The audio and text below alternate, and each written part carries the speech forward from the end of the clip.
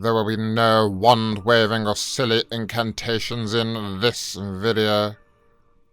As many of you, I'm sure, know, Hogwarts Legacy will soon be released.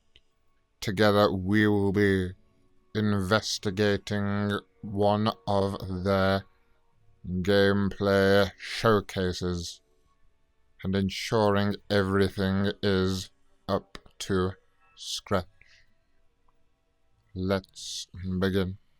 It would appear our protagonist is in the Hogwarts grounds right now, looking out into what must be the Forbidden Forest. And off he goes, flying on his broom. You'll notice this broom is not particularly fast, but not everyone can afford a Firebolt or a Nimbus 2000. A gift from Draco's father. Very interesting tree, but if we could cut to some defense against the dark arts, that would be much appreciated.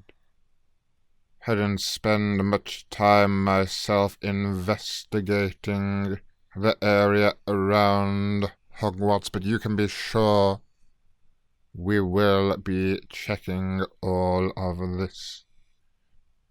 Tips 10 galleons, it would seem. 10 galleons seems quite a lot for a tip. The Weasleys barely could scrape together 1 galleon. The child seems to be playing with a broomstick. As many of you may have heard, Mr. Potter was given a toy broomstick that he could fly around on merely at the age of 1. My Sirius Black, a fool Black could be not suitable for a child that small. Though this child seems to be hovering above the air as well. How intriguing. Here drinking some beer, well. If he was one of my students, I would definitely be deducting points for that. Oh. An impressive display of magic there. To summon forth a hippogriff from his bag, just like that. The depiction of this hippogriff flying through the air is almost up to the standards of the Wizarding World's charming effects. Continuing to fly through this area, he seems to have wound up in a very different area altogether. A much darker area of this land. The trees are bare. A fog is in the air. And suddenly winter, a powerful spell indeed. No, that was Muggle antics, that. The scene is quite breathtaking. What on earth were those balloons? I'm not sure. Seems like our protagonist here is trying to recreate a famous Harry Potter moment. Quite a tight space for a hippogriff, but some almost impressive flying there. Though I assure you, Draco Malfoy will be just as good. What is so interesting about these farms? Is it not time to get to some defense against the dark arts? Just what we wanted. The dark arts battle arena. Avada Kedavra. Just like that, the killing curse has been used. This would appear to be quite a dark student. I have known many of those in my time. Though his powers are impressive. On to his second wave of enemies already. Appear to be goblins armored up as they are. Just one remaining who is already under the Imperious curse, and yet he is taken out just like the others. Wave complete. On to the next wave. What will it bring? Very impressive dueling from this young wizard here. We'll have to wait and see whether there are any side effects to the use of so many unforgivable curses, and how this student is able to get away with it. I don't know. A use of stone skin there, a great potion. I wonder if he brewed it himself. I look forward to brewing all the potions I can, making sure that the meticulous recipes have been copied into the game precisely. There are some wonderful potions that could really help this student out. Felix Felicis, Liquid Death. Though they are complicated to brew.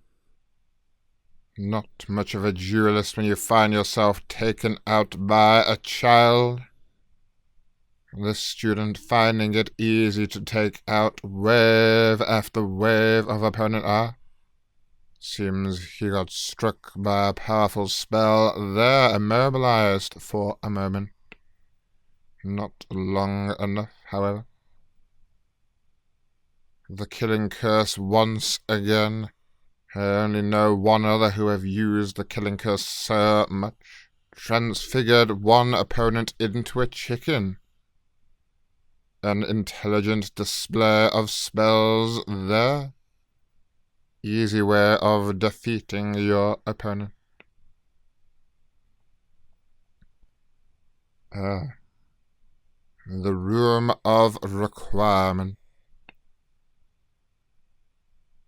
It will appear this Slytherin student has many personal customizations in here already. I wonder what many of these things are. And look forward to exploring them in more detail. He changes the roof, and just like that,